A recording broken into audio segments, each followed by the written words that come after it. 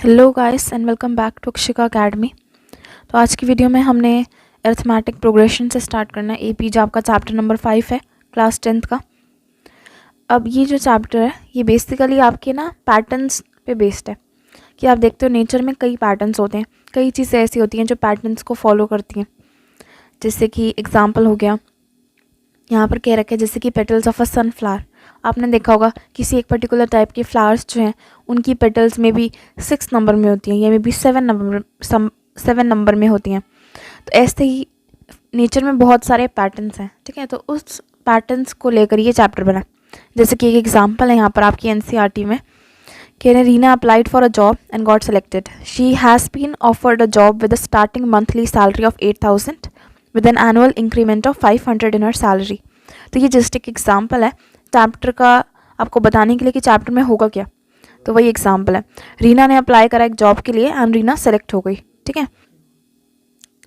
उसने अप्लाई करा एक जॉब के लिए एंड वो सिलेक्ट हो गई। उसकी स्टार्टिंग मंथली सैलरी है 8,000 और हर साल उसका एनुअल इंक्रीमेंट होगा 500, यानी कि हर साल 500 रुपये उसकी सैलरी में बढ़ा दिए जाएंगे। जैसे एक साल कंप्लीट करने के बाद उसके 500 बढ़ेंगे तो अगले साल के लिए सैलरी हो जाएगी 8,500। देन उस साल के बाद और 500 बढ़ेंगे, देन हो जाएगी 9,000। तो ऐसे चल रहा है। ये आपको यहाँ पर शो हुआ पड़ा कि ऐसा पैटर्न एक फॉर्म हो जाएगा। तो यही पैटर्न के ऊपर है कि पैटर्न कैसे हैं, पैटर्न में कोई आगे वाला कोई आगे किसी टर्म पे क्या आएगा वो कैसे निकालना है। तो पैटर्न्स के ऊपर बेस्ड है बेसिकली कि कितने दूर तक ये पैटर्न्स चल सकते हैं एंड देन कौन से टर्म पे कौन सा नंबर आएगा इस पैटर्न में, ठीक है। ये सारी चीज़ें अब इसमें तो in this chapter we shall discuss one of these patterns in which succeeding terms are obtained by adding a fixed number to the preceding term।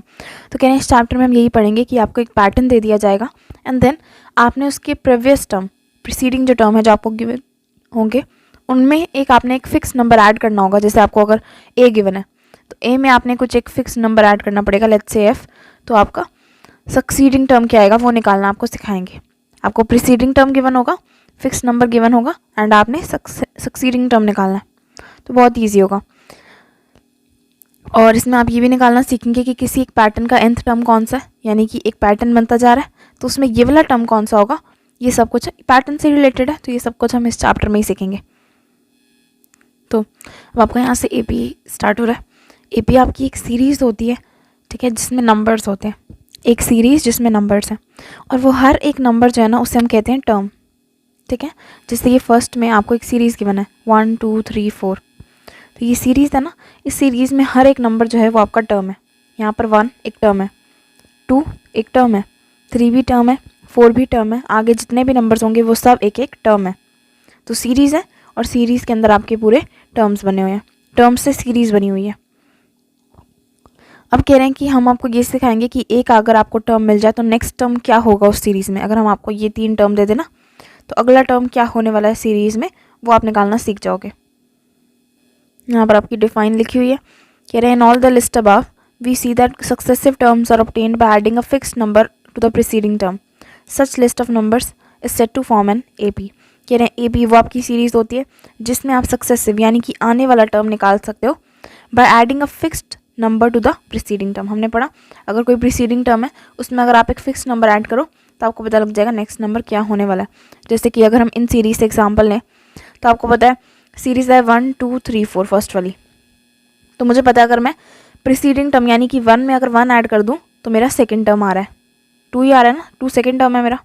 फिर मुझे पता है अगर मैं सेकंड टर्म में 1 ऐड कर दूँ तो मेरा थर्ड टर्म आ रहा है, देन थर्ड टर्म में 1 ऐड कर दूँ तो मेरा फोर्थ टर्म आ रहा है ना। एक पैटर्न फॉलो कर रहा है, यानी कि किसी एक नंबर में आप ऐड कर रहे हो एक फिक्स नंबर, हर बार वही फिक्स नंबर ऐड हो रहा है, हर बार 1 ही ऐड हुआ, ठीक है। ऐसे नहीं कि 1 में 1 ऐड कर रहे हो देन जो आंसर आया उसमें कुछ और ऐड कर रहे हो, ऐसे नहीं। सारे टर्म्स में एक फिक्स नंबर ऐड हो रहा है तो उनका नेक्स्ट टर्म आता जा रहा है। तो ऐसी जो सीरीज़ होती हैं ये आपके होते हैं AP. So an arithmetic progression is a list of numbers in which each term is obtained by adding a fixed number to the preceding term except the first term, ठीक है। फर्स्ट टर्म के अलावा बाकी किसी preceding term में अगर आप fix number add करोगे तो आपका हर टर्म आ जाएगा आगे का। This fix term is called the common difference, ठीक है। यहाँ पर हमें एक और कंसेप्ट पता लग गया कि आपका जो फिक्स टर्म होता है, जैसे इस सीरीज़ में मेरा 1 था, मैंने 1 में 1 ऐड करा 2 आया, देन 2 में फिर से 1 ऐड करा 3 आया, 3 में फिर से 1 ऐड करा 4 आया। तो ये जो 1 था मैंने सारे टाइम सेम रखा था, तो ये जो 1 है ये मेरा है common difference, CD common difference. Common difference आपका पॉजिटिव हो सकता है, नेगेटिव हो सकता है एंड 0 भी हो सकता है। अब आप सोचोगे कि पॉजिटिव तो है, नेगेटिव का एक एग्जाम्पल दो। मैंने कहा ठीक है, ये देखो यहाँ पर इसी में से एक ले लेते हैं। अब 100 में 70 जा रहा है, मतलब 100 के बाद 70 आ रहा है, तो 100 में तो मैं कुछ प्लस कर नहीं सकती, 100 को मैं कम करूँगी तभी 70 आएगा ना। तो मैंने क्या करना है, 100 में से 30 माइनस करूँगी तो मेरा 70 आएगा, है कि नहीं। फिर देन मैं 70 में से फिर 30 माइनस करूँगी तो मेरा 40 आ रहा है नेक्स्ट टर्म। देन 40 में से मैं फिर से 30 माइनस करूँगी तो 10 आएगा, है कि नहीं। सीरीज़ बन रही है ना। पर इस बार क्या है, इस बार आपका CD माइनस हो रहा है तो यहाँ पर नेगेटिव में है।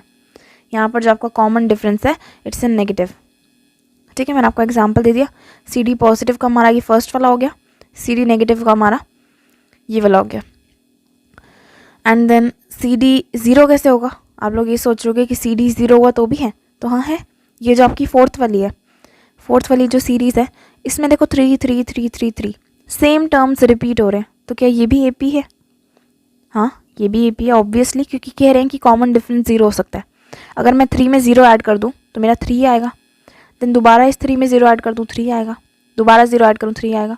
तो कॉमन डिफरेंस 0 भी हो सकता है, यानी कि आपकी एक सीरीज़ सेम नंबर्स से भी बनी हो सकती है। ठीक है ना। आई होप ये चीज़ क्लियर है। जैसे कि अगर हमने फर्स्ट और सेकंड देख ली, थर्ड वाली सीरीज़ देखें तो थर्ड में -3 के बाद -2 आ रहा है, तो -3 में अगर मैं 1 प्लस करूं तब मेरा -2 आएगा, है ना। 1 प्लस करना पड़ेगा ना तब -2 आएगा।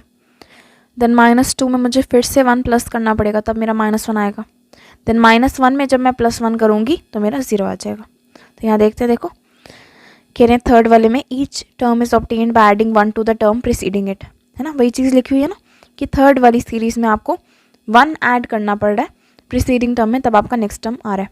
तो ये जो आपको गिवन है ना, ये कॉमन डिफरेंस है। कह रहे हैं each term is 1 more than the preceding term, 1 more than preceding term यानी कि 1 कॉमन डिफरेंस है, पॉजिटिव 1 कॉमन डिफरेंस है।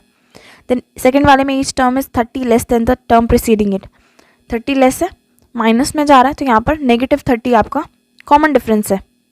देन थर्ड वाली सीरीज़ में भी हमने देखा कि 1 ऐड हो रहा है, तो +1 कॉमन डिफरेंस है।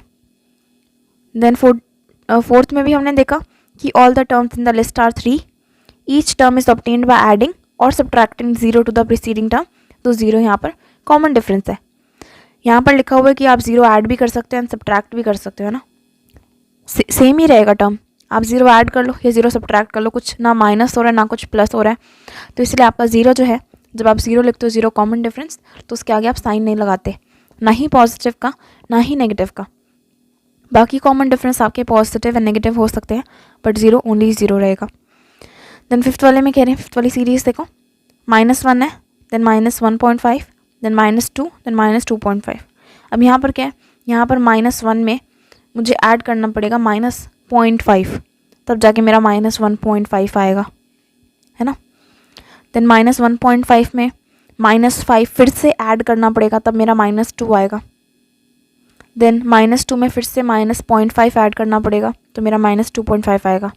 तो वही चीज़ यहाँ लिखी हुई है कि each term is obtained by adding -0.5 to the term preceding. तो वो कह रहे हैं आप ऐड करोगे 0.5 या 0.5 सब्ट्रैक्ट डायरेक्ट बोल दो, है ना। जब टर्म प्रीसीडिंग वाले में करोगे तो आपका नेक्स्ट टर्म आता जाएगा। तो बेसिकली आपका AP बस यही होता है, एक टाइप की सीरीज़ होती है जिसमें आपको 2-3 टर्म्स गिवन होंगे, है ना, टर्म्स बोलेंगे हम उन्हें, 2-3 टर्म्स आपको गिवन होंगे एंड उन टर्म्स में आपको पता होना चाहिए कि क्या फिक्स्ड चीज़, फिक्स्ड कॉमन डिफरेंस ऐड होगा या सब्ट्रैक्ट होगा, ताकि आपका नेक्स्ट टर्म, आपका सक्सीडिंग टर्म आ जाए।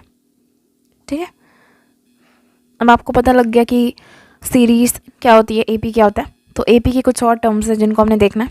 टर्म्स यानी कि अब इंग्लिश वाले टर्म्स की बात कर रही हूँ मैं, ठीक है। कुछ ऐसे वर्ड्स हैं, कीवर्ड्स हैं जिन्हें आपने देखना है। तो कीवर्ड्स भी नहीं है एक्चुअली, कुछ चीज़ें हैं जो आपको पता होनी चाहिए।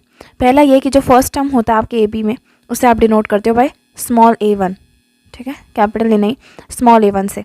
अगर मेरी सीरीज़ थी जैसे पीछे यहाँ पर फर्स्ट वाली सीरीज़ लेते हैं सपोज, तो आपकी सीरीज़ थी 1 2 3 4, इस 1 2 3 4 वाली सीरीज़ में ना क्या है, 1 जो है उसके आगे आप ऐसे लिखोगे A1 इज इक्वल टू 1, तो first term A1 is equal to 1 होगा। तो हर सीरीज़ का फर्स्ट टर्म को आप डिनोट करते हो A1 से, ठीक है, छोटा 1। देन सेकेंड टर्म को डिनोट करते हो A2 से, एंड थर्ड टर्म को डिनोट करते हो A3 से, फोर्थ टर्म को डिनोट करते हो A4 से, ऐसे चलता रहता है। एंड लास्ट जो भी nth टर्म होगा आपका उसे आप डिनोट करते हो बाय AN, ठीक है। कोई भी nth टर्म की आप बात कर रहे हो उससे आप इस फॉर्म में डिनोट करोगे। अगर आपका n 100 है तो ये क्या हो जाएगा, A100, है ना। कोई भी nth टर्म है, nth टर्म का कभी ना कभी तो आपको नंबर मिलेगा ही ना, तो उसको आप इस फॉर्म में लिखोगे AN। अगर n 100 है तो A100, अगर n 1000 है तो A1000, ठीक है। कॉमन डिफरेंस डिनोट करते हो बाय स्मॉल d। अभी हमने पढ़ लिया कॉमन डिफरेंस क्या होता है। तो आपका AP कुछ इस फॉर्म में लिखा जाता है, जनरल फॉर्म में A1, A2, A3 and then it goes on to AN, जो कि लास्ट टर्म होगा प्रोबेबली इसका, ठीक है। यानी कि ये जो आपका AP था, यहाँ पर हमारा फर्स्ट सेकंड, ये जो 5 एग्जांपल्स थे ये आपकी स्पेसिफिक फॉर्म्स थी, स्पेसिफिक APs थे, बट आपकी AP की जनरल फॉर्म समथिंग इस टाइप की होगी, ठीक है। देन आपका क्या है, मैंने आपको भी बताया कि AP एक सीरीज़ होती है जिसमें एक फिक्स नंबर ऐड या सब्ट्रैक्ट होता है सक्सीडिंग टर्म आने के लिए। तो इसीलिए AP का कुछ फॉर्मूला भी है, जनरल फॉर्मूला, इसमें कोई वो नहीं है कि आपने सोचना पड़ेगा या याद करना, नहीं, कुछ भी नहीं है। अभी जैसे मैंने समझाया सेम वही चीज़ है कि जब आप सेकेंड टर्म में से फर्स्ट टर्म माइनस करते हो तो आपका कॉमन डिफरेंस आता है, ठीक है। देखो क्या कहा था अभी मैंने, देखो मैंने कहा ना कि AP था जैसे हमारा 1 2 3 4, इसमें ये जो हो गया हमारा हो गया A1, ये हो गया A2। अब मैंने आपको क्या कहा था, फर्स्ट टर्म में मुझे एक कॉमन डिफरेंस ऐड करना पड़ेगा तो मेरा सेकंड टर्म आ जाएगा, है ना। तो मैंने क्या करा था इस सीरीज़ में, 1 में जब मैं 1 ऐड करा था तो मेरा सेकंड टर्म 2 आ गया था। देन मैंने सेकंड टर्म में वही फिक्स्ड नंबर यानी कि कॉमन डिफरेंस ऐड करा था तो मेरा थर्ड टर्म आ गया था। देन थर्ड टर्म में मैंने वही फिर से कॉमन डिफरेंस ऐड करा था तो मेरा फोर्थ टर्म आ गया था, है ना, ये था ना।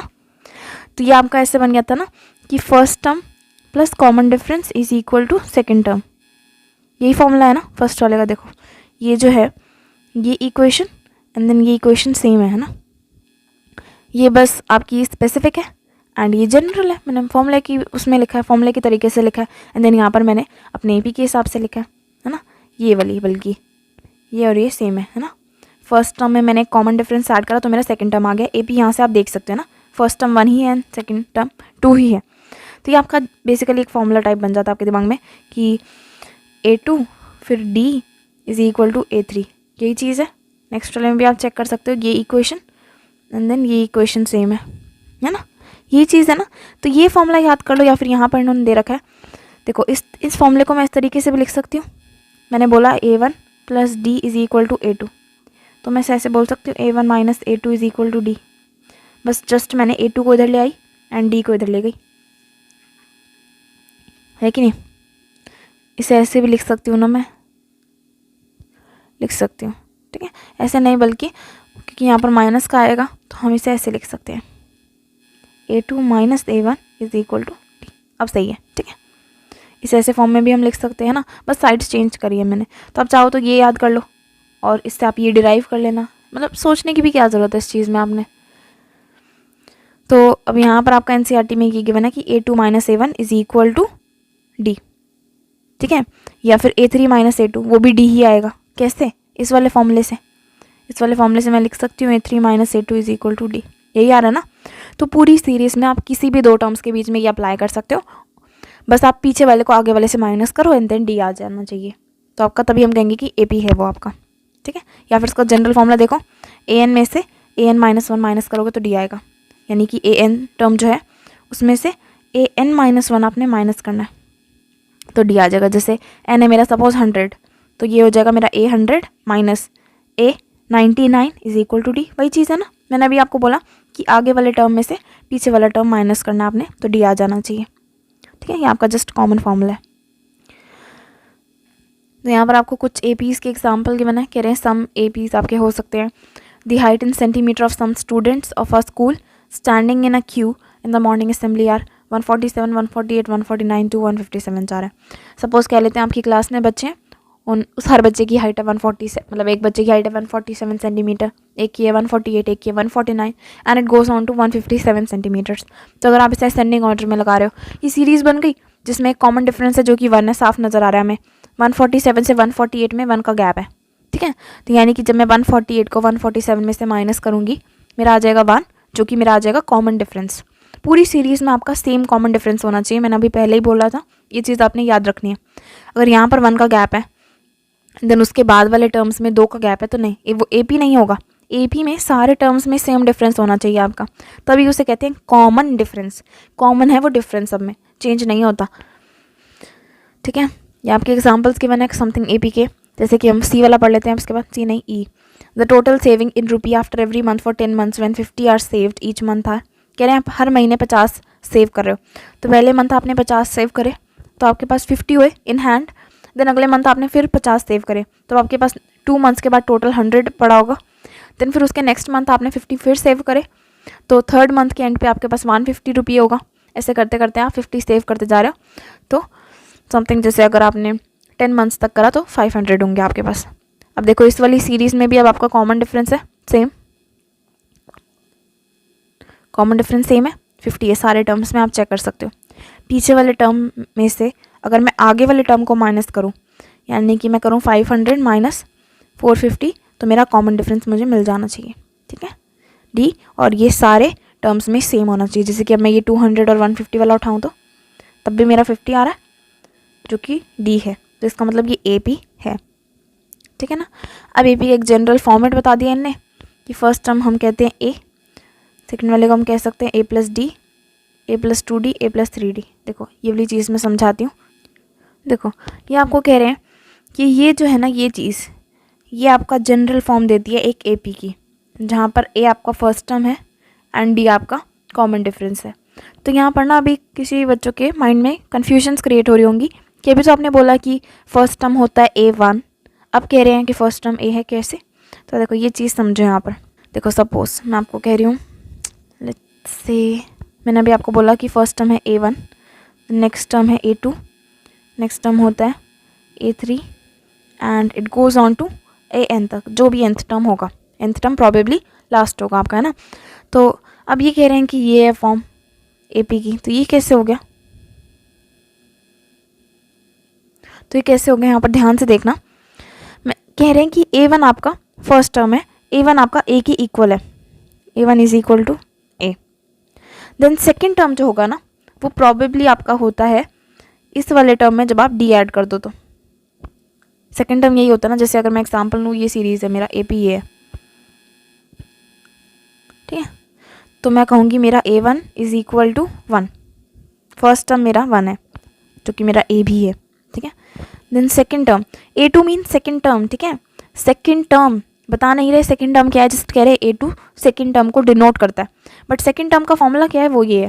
देखो ये है सेकेंड टर्म एंड ये सेकेंड टर्म का फॉर्मूला, ठीक है। तो ये क्या होगा, अब सेकेंड टर्म का आपका फॉर्मूला होता है, अभी हमने देखा A + D, A क्या था 1, D क्या है, D आप चेक कर सकते हो 2 - 1 यानी कि 1D है, तो A2 होगा 2। सिमिलरली A3 क्या है, डिनोटेड नंबर है, पर उसका फॉर्मूला क्या है, उसका फॉर्मूला ये A + 2D है उसका फॉर्मूला, तो A + 2D हमें यहाँ पर पता लग गया।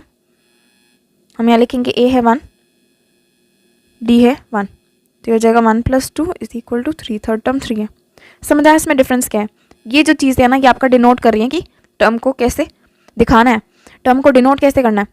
बट जो ये दूसरा वाला है ये आपकी डिनोशन है टर्म की, इसलिए हम कहते हैं कि ये AP की सीरीज़ है। बट ये जो है ये आपके एक टाइप के फॉर्मूले टाइप का हो गया कि A2 क्या होगा, A3 क्या होगा, A4 क्या होगा, इस चलते चलते आप निकाल सकते हो।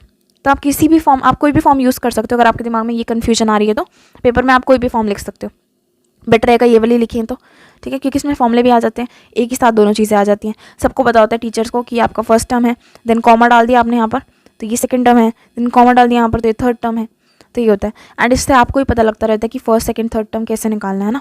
इस चीज़ से आपको नहीं पता लगेगा, इस चीज़ से तो बस ये है कि फर्स्ट टर्म है यहाँ पर सेकेंड टर्म आएगा, यहाँ पर थर्ड टर्म आएगा, ऐसे करते करते टर्म्स आ रहे हैं, बट वो निकलेंगे कैसे वो इधर से फॉर्मूले से पता लगेगा, ठीक है। अब ये फॉर्मूला कैसे बनता है इस चीज़ का ध्यान दो। हमने देखा कि आपका जो फर्स्ट टर्म होता है उसमें जब मैं डी ऐड करूँ तो मेरा सेकंड टर्म आएगा, है ना। यहाँ तक तो पता है ना। फर्स्ट टर्म में जब मैं डी ऐड करती हूँ तो मेरा सेकंड टर्म आ जाता है इस ए पी के हिसाब से, है कि नहीं। देन थर्ड टर्म का कैसे निकलेगा, तो भाई सोचो ना, थर्ड टर्म को अगर हम ए से ही देखें तो 2d ऐड कर दो, इसमें डी को डबल टाइम्स ऐड करोगे तभी थर्ड टर्म निकलेगा ना। आपका थर्ड टर्म ये भी हो सकता है a+2d, या फिर ये भी हो सकता है a2+d, ये भी लिख सकते हैं ना। a2 में d ऐड कर दोगे, 2 में 1 ऐड करो तब भी 3 है, या इस फॉर्मूले से करो तो 1 + 2 × 1 करो तो भी 3 आएगा, है ना। तो कोई भी तरीका हम कर सकते हो। 2 फॉर्मूलेज होते हैं आपके पास a3 के सबके, a4 के भी सिमिलरली 2 होंगे, a+3d नहीं तो a3+d। ठीक है, इन दोनों फॉर्मूलेज के पीछे लॉजिक है यार, दिमाग लगाओ। ये आपका नॉर्मल है कि a3 में जब आप d ऐड कर देते हो तो नेक्स्ट टर्म आ जाता है, जो कि हमारी डिफाइन के हिसाब से चलता है कि प्रीसीडिंग टर्म में कॉमन डिफरेंस ऐड कर दोगे तो सक्सीडिंग टर्म आ जाएगा, है ना। ये चीज़ तो पता है ना। नहीं तो अगर ये वाला फॉर्मूला लगा रहे तो ये वाला बहुत ईजी है, ए तो वही का वही है, प्लस डी कितने टाइम्स आएगा फोर्थ टर्म में, 3 बार कैलकुलेट ऑलरेडी हो चुका है तो इसलिए 3d, a+3d, ए वही है प्लस आप 3 बार डी और लगा चुके हो। कैसे लगा चुके हो देखो, एक और बार दिखाती हूँ मैं। सपोज फर्स्ट टर्म है ए, फिर यहाँ पर आपने एक डी की एडिशन कर दी, है कि नहीं। फिर यहाँ पर आपने, हम अगर कहें a2+d देन a3+d,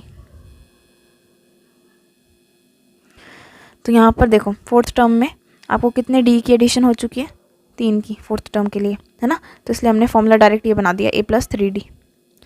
a3+d लिखने के बजाय हम डायरेक्ट लिख सकते हैं a+3d। तो यार इसमें कोई हार्ड एंड फास्ट रूल नहीं है, आप चाहो तो कोई भी यूज़ कर सकते हो, ये भी यूज़ कर सकते हो, ये भी यूज़ कर सकते हो, ठीक है। जस्ट ये एक जनरल फॉर्म थी।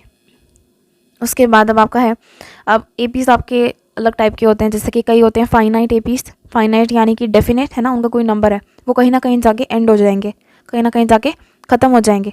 जैसे एक एपी में 100 टर्म्स हैं, ठीक है, हमें पता है 100 कितना होता है, हम गिनती कर सकते हैं, तो this is the finite AP.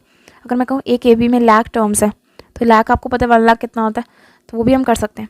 But अगर मैं कहूँ कि एक एपी में बहुत सारे टर्म्स हैं, मुझे नहीं पता कितने, बट बहुत सारे अनगिनत टर्म्स हैं, तो वो जो एपीज हो जाते हैं वो मेरे हो जाते हैं इनफाइनाइट एपी, ठीक है। तो 2 टाइप के एपी आपके पास होते हैं, फाइनाइट एंड इनफाइनाइट। फाइनाइट वो होते हैं जो कहीं जाके टर्मिनेट हो जाए, एंड इनफाइनाइट वो होते हैं जो आपको नहीं पता कहाँ पर टर्मिनेट हो रहे हैं, बस वो चलते ही जा रहे हैं, चलते ही जा रहे हैं और चलते ही जा रहे हैं, ठीक है, ठीक है। अब यहाँ पर एक चीज़ कह रहे हैं अगर आपको एक एपी निकालना है एंड आपको उसका जस्ट ए एंड डी पता है तो आप पूरा एपी खुद निकाल सकते हो, है कि नहीं। अगर मैं आपको बोल दूँ कि मेरा ए है 1 एंड डी भी है 1, ए पी बना लो, तो आप कहोगे ठीक है, ए पी मेरा होता है a1, सॉरी ए होता है, फिर सेकंड टर्म होता है a+d, थर्ड होता है a+2d, फोर्थ होता है a+3d। तो मैं कहूँगी हाँ ठीक है ये होता है, तो आप कहोगे बस बड़ा आसान है, ए और डी की वैल्यू लगाते जाओ, पूरा ए पी निकाल के दिखा देंगे हम, है कि नहीं। जब हमें फॉर्मूला ही पता है पूरे ए पी का, तो इसमें क्या यूज़ हो रहा है, जस्ट सारे टर्म्स में ए और डी तो आ रहा है ना, तो आप निकाल सकते हो। बाकी अब वो एक और चीज़ है, बस वो देख लेते हैं। कह रहे हैं अगर आपको ए पी गिवन है तो डी कैसे निकालोगे। डी का फॉर्मूला मैं पहले ही बता चुकी हूँ। डी का फॉर्मूला आपका ये होता है, सेकेंड टर्म में से फर्स्ट टर्म माइनस कर दो, या किसी भी आगे वाले टर्म्स में से पीछे वाला टर्म माइनस कर दो। जैसे सेकेंड टर्म में से 1 टर्म माइनस कर लिया, या थर्ड टर्म में से सेकेंड टर्म कर लिया, फोर्थ टर्म में से थर्ड टर्म कर लिया, फिफ्थ टर्म में से फोर्थ टर्म कर लिया, आगे वाले टर्म से पीछे वाला टर्म माइनस कर दो तो आपका डी निकलाएगा, ठीक है। अब हमारे फर्स्ट एग्जाम्पल पे, एग्जाम्पल 1 क्या कह रहे हैं, कह रहे हैं for the A P this, A P अब आपका क्या है, ध्यान से देखो, ए पी है आपका 3/2 कॉमा, यानी कि ये एक टर्म है, देन दूसरा टर्म है 1/2, देन कॉमा नेक्स्ट टर्म है -1/2, देन नेक्स्ट टर्म है -3/2। Right the first term A and the common difference D. तो कह रहे हैं ये जो आपका है ए पी गिवन है, हमने आपको दे दिया है, अब इस ए पी में निकालो फर्स्ट टर्म एंड डी। तो बहुत ईजी है, फर्स्ट टर्म क्या है, फर्स्ट टर्म हमारा ए होता है, तो ए क्या है, साफ साफ नज़र आ रहा है आप लोगों को, 3/2 है, तो first A is equal to 3/2। D निकालना है, अच्छा ठीक है, डी तो बहुत ईजी है। डी निकालने के लिए कोई भी बैक टर्म से आगे वाला टर्म माइनस कर दो, तो यानी कि अगर मैं सेकंड टर्म में से, सेकंड टर्म मेरा ये है, सेकंड टर्म में से फर्स्ट टर्म माइनस कर दूँ तो मेरा डी आ जाएगा।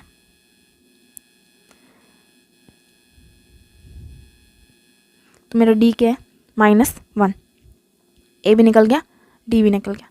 अब उन बच्चों के लिए जिनको विश्वास नहीं हो रहा -1 है, एक बार चेक कर लेते हैं। चेक कैसे करोगे? फर्स्ट टर्म में डी ऐड करके देखो तो आपका सेकेंड टर्म आ जाना चाहिए।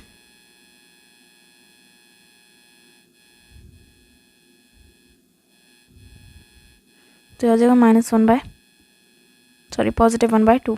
ये आपका सेकेंड टर्म आ रहा है, A2 आ रहा है ना। तो A1 प्लस डी जब हमने करा तो हमारा सेकेंड टर्म आ रहा है, इसका मतलब हमने डी सही निकाला है। ठीक है, डी के लिए यहाँ पर मैंने कौन सा फॉर्मूला यूज़ करा? A2 - A1। ठीक है, ऐसे आप A3 - A2 भी कर सकते थे। कोई भी बैक वाले टर्म से आगे वाला टर्म माइनस करके आप डी निकाल सकते थे। जस्ट इस क्वेश्चन में हमने यही करना था। अब जल्दी से आते हैं एग्जाम्पल नंबर 2 पे। नेक्स्ट क्वेश्चन कह रहा है which of the following list of numbers form an AP। कह रहे हैं हमने आपको लिस्ट ऑफ नंबर्स दे रखे हैं, बताओ इनमें से कौन से लिस्ट ऑफ नंबर्स एक्चुअली में AP हैं और कौन से बस जस्ट लिस्ट ऑफ नंबर्स हैं। और कह रहे हैं अगर वो AP फॉर्म कर रहे हैं तो आगे के अगले 2 टर्म भी लिख देना। ठीक है, तो अगर ये AP है या नहीं कैसे फाइंड आउट करेंगे हम? हमने सिर्फ ये चेक करना है कि कॉमन डिफरेंस है क्या, अगर नहीं है तो वो AP नहीं है। ठीक है, तो इन सब सीरीज़ में हमने देखना है कि डी आपका सेम होना चाहिए थ्रू आउट द सीरीज़। जितने भी टर्म्स हमें गिवन है हम उन सब में चेक करेंगे डी सेम होना चाहिए एक सीरीज़ में। अगर नहीं होगा सेम तो वो आपका AP नहीं है, और अगर होगा सेम तो हमें आगे के 2 टर्म्स और निकालने हैं। फर्स्ट वाला ट्राई करते हैं। सबसे पहले फर्स्ट वाला आपका कह रहा है कि 4 है फर्स्ट टर्म, देन सेकेंड है 10, देन है 16 एंड देन है 22। ठीक है, अब डी निकालना है। डी का पहला फॉर्मूला होगा A2 - A1। सेकेंड टर्म में से फर्स्ट टर्म को काट दो। सेकेंड टर्म है 10, फर्स्ट टर्म है 4, आंसर आ रहा है 6। ठीक है, अब इन दोनों का तो 6 है, बाकियों का भी चेक करना पड़ेगा। अगर बाकियों का 6 नहीं हुआ तो ये नहीं होगा। बाकियों के लिए फिर से हम डी का फॉर्मूला लगाएंगे A3 - A2। अब पहले हमने इसमें से इसको काटा, अब हम इसमें से इसको काटेंगे। ठीक है, तो ये हो जाएगा आपका 16 - 10 = 6 अगैन, तो सही है। ठीक है, अब देन एक और बार चेक करना पड़ेगा। तो D = A4 - A3 = 22 - 16, then again it's coming out 6। तो ये जो है this series is an AP। कैसे पता लगा? Because there is common difference, D is same throughout the series. D is same throughout, तो इससे हमें पता लग गया कि ये आपका AP है। और जब AP है तो हमें क्या करना था? नेक्स्ट 2 टर्म्स निकालने थे। तो आपको कौन से टर्म्स गिवन थे? A4 तक आपको गिवन है ना। तो A5 कौन सा टर्म होगा? A5 2 फॉर्मूले लगा सकती हूँ मैं चाहूँ तो A4 + D कर सकती हूँ, या तो A + 4D कर सकती हूँ। ठीक है, दोनों से ही सेम आएगा। मैं अगर दिखाऊँ आपको तो A4 क्या था? A4 है 22, एक मिनट, 22, और मेरा D कितना है 6, तो आंसर क्या आ रहा है 5th टर्म का? 28। अगर मैं इस फॉर्मूले से करूँ तो मेरा A क्या था? A पता है ना आप लोगों को? A था 4, फर्स्ट टर्म = A। तो 4 + 4 × D कितना था? 6, यानी कि 4 + 24 that is coming out to be 8। तो ठीक है, तो मैंने आपको ये दोनों से करके इसलिए दिखाया, मुझे आपको दिखाना था कि इन दोनों में से आप कोई भी चूज़ करोगे तो आपका आंसर सेम ही आएगा। ठीक है, तो आपका 5th टर्म यानी कि A5 आपका आ रहा है 28। बट हमें एक टर्म नहीं निकालना, हमें दूसरा उससे अगला भी निकालना है, यानी कि A6 भी हमें निकालना है। तो A6 का फॉर्मूला कोई भी लगा सकती हूँ मैं, तो मैं लगाती हूँ A + 5D, यानी कि सेकंड वाला फॉर्मूला कहने को सेकंड वाला। ठीक है, सेकंड वाला मैंने इस्तेमाल कर रही हूँ। कोई भी कर सकते हैं, आप चाहो तो फर्स्ट वाले से करके देख सकते हो, आंसर वही आएगा जो मैं निकाल रही हूँ। तो A हमारा 4 + 5 × D, दैट इज़ 4 + 5 × 6 यानी कि 30, तो आंसर आएगा 34। ठीक है, ये आ जाएगा आपका आंसर। तो हमने आगे के 2 टर्म्स निकाल दिए। सीरीज़ क्या बन जाएगी आपकी? 4, 10, 16, 22, ये तो हमें गिवन थी, हमने आगे की निकाल दी 28 एंड 34। ये बन जाएगा हमारा AP आपका। ठीक है, आई होप ये चीज़ क्लियर है ना? इजी क्वेश्चन है ना। अब आते हैं सेकंड पार्ट पे। हमारा सेकंड पार्ट AP है या नहीं? सेकंड पार्ट आपका कह रहा है, वो कह रहे हैं AP नहीं लिखेंगे हम क्योंकि हमें पता नहीं है ये AP है या नहीं है। तो वो कह रहे हैं 1 - 1 देन -3 और नेक्स्ट क्या है? -5। ठीक है ना। तो ये हमें गिवन है, तो अब इस वाले का चेक करते हैं, ठीक है, कि ए पी है या नहीं है। तो सबसे पहले हमें डी निकालना पड़ेगा, D is equal to A2 minus A1। Second term में से फर्स्ट को माइनस करेंगे, सेकेंड टर्म है -1, फर्स्ट टर्म है 1, तो आंसर क्या आ रहा है -2। ठीक है, अब देखते हैं दूसरा डी सेम आ रहा है या नहीं। A3 माइनस A2 करेंगे इस बार। A3 क्या है -3, इसमें से क्या माइनस करना है, सेकेंड टर्म है -1, तो हो जाएगा -3 + 1 इज इक्वल टू -2। ओके, दो बार तो डी सेम आ गया। अब नेक्स्ट एक चेक करते हैं, -5 यानी कि A4 माइनस A3, तो -5 minus -3 that is -5 + 3 is equal to, फिर से डी सेम आ रहा है, तो Ds are same, so this is an AP। ये आपका AP है बिकॉज डी इज सेम, या there is common difference basically. ठीक है, अब क्या कहा था उन्होंने कहा था अगर आ जाता है आपका AP तो आपने नेक्स्ट 2 टर्म निकालने हैं। तो हमें टर्म कितने दिए हुए हैं, 1 2 3 4, तो यानी कि A5 निकालना है। A5 निकालने के लिए मैं फॉर्मूला कौन सा यूज़ कर सकती हूँ, A + 4D यूज़ कर लेते हैं। A क्या था 1, 4 इंटू डी क्या निकला मेरा -2, यानी कि 1 -8 -7 आ रहा है A5। एंड देन 2 टर्म्स निकालने थे तो A6 भी निकालना है, ये मेरा हो जाएगा +5D is equal to 1 + 5 into -2 that is 1 - 10 is equal to -9। ठीक है, तो अब आपकी नई सीरीज़ क्या बन गई, नई क्या, 2 ऐड ही तो करें आपने। तो चलो लिख के देखते हैं, हमारा AP है 1 -1 -3 -5 -7 and -9 and it will go on. हमें नहीं पता कब तक, हम वैसे निकाल सकते हैं कब तक, बट हमसे पूछा नहीं है तो हम एक्स्ट्रा चीज़ें नहीं बताएंगे। ठीक है, तो हमने निकाल दिया। आई होप ये वाला क्वेश्चन भी क्लियर है। अगर आपको कहीं भी डाउट आ रहा है इस चीज़ में तो आप कमेंट करके पूछ सकते हैं। आप वहाँ पर टाइम स्टैम्प छोड़ देना कि आपको जस्ट कौन से सेकंड एंड कौन से मिनट पे डाउट आया। ठीक है, अब आते हैं जल्दी से थर्ड पार्ट पे। थर्ड पार्ट क्या कह रहा है, थर्ड पार्ट है -2 देन 2 देन फिर से -2 देन 2 देन फिर से -2। ठीक है, ये आपका है सीरीज़। AP नहीं बोलेंगे अभी से, कि ये अभी हमने देखा नहीं कि AP है या नहीं है। तो ये रही आपकी सीरीज़। AP चेक करने के लिए हम क्या करेंगे, डी फाइंड आउट करेंगे। सबसे पहले हम डी का फॉर्मूला लगाएंगे, A2 minus A1। Second term क्या है 2, उसमें से माइनस क्या करना है, फर्स्ट टर्म था -2, तो ये आपका आ जाएगा 2 + 2 दैट इज़ 4। ठीक है, पहला तो ठीक है, नेक्स्ट से पता लगेगा। नेक्स्ट फॉर्मूला हम लगा सकते हैं A3 माइनस A2। ठीक है, कॉमा मैंने गलती से लगा दिया यहाँ पर। तो A3 क्या है, A3 आपका -2 है, इसमें से आपने माइनस करना है सेकेंड, तो ये फिर से आपका, अरे नहीं ये तो आपको -4 आ रहा है ना। तो अब आप सोच रहे होंगे कि एक डी तो 4 निकला, एक -4 निकला, तो क्या ये चलेगा, नहीं बिल्कुल भी नहीं चलेगा। ऐसे मत सोचो, मैंने कहा ना पॉजिटिव एंड नेगेटिव डी में बहुत डिफरेंस कर देते हैं। डी आपका पॉजिटिव नेगेटिव एंड 0 सारा कुछ हो सकता है, तो इसलिए हल्का सा भी डिफरेंस होना यानी कि गलत है, डी सेम नहीं है, तो इसीलिए this is not an AP।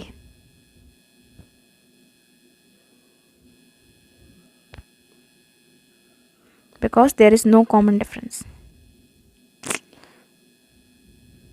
There is no common difference. ठीक है, कॉमन डिफरेंस पे पूरी बात टिकी हुई थी, जब कॉमन डिफरेंस ही नहीं है तो AP ही नहीं है। तो बस थर्ड पार्ट भी कंप्लीट। अब आते हैं फोर्थ पार्ट पे। फोर्थ पार्ट क्या कह रहा है, 3 × 1 देन 3 × 2 देन 3 × 3, 1 1 1 देन 2 2 2 देन 3 3 3। तो ये हमें नंबर सीरीज़ के बिना, अभी हम चेक करेंगे ये AP है या नहीं है। चेक करने के लिए डी फाइंड आउट करेंगे। डी सबसे पहले हम लगाएंगे A2 माइनस A1, क्योंकि सेकेंड टर्म में से फर्स्ट टर्म माइनस करेंगे हम। तो सेकेंड टर्म है 1, फर्स्ट टर्म भी है 1, आंसर आ रहा है 0। यहाँ तक तो बिल्कुल क्लियर है, यहाँ तक कुछ भी दिक्कत नहीं है हमें। जब तक हम एक और डी नहीं निकालेंगे तब तक पता नहीं चलेगा। तो हम निकाल सकते हैं दूसरा डी A3 माइनस A2। ठीक है, A3 क्या है 1, A2 क्या है 1, फिर से आपका आंसर आ रहा है 0। अब देखो 2 डी सेम आ गए, तो क्या ये AP है, नहीं है, नहीं अभी नहीं। अभी इतनी जल्दी कंक्लूजन्स पे क्यों जंप करते हो यार आप लोग, ऐसे नहीं है ये। अभी आप 1-2 बार और देखो, देखो कितनी बड़ी उन्होंने सीरीज़ दे रखी है आपको, है कि नहीं। तो एक दो बार और लगा लो, कितनी मेहनत लग जाएगी यार तुम्हारी। तो एक और बार चेक करके देखते हैं। A4 माइनस A3, तो A4 है 2, A3 है 1, तो ये आ गया 1। ओ देखो चेंज हो गया D, तो पहले था 0, देन था 0, देन है 1। तो क्या अब ये AP है? नहीं है, ऑब्वियसली नहीं है यार, D चेंज हो गया, D शिफ्ट हो गया। D शिफ्ट होते ही हमारा पता लग गया कि ये AP नहीं है। तो हम क्या लिखेंगे, this is not an AP।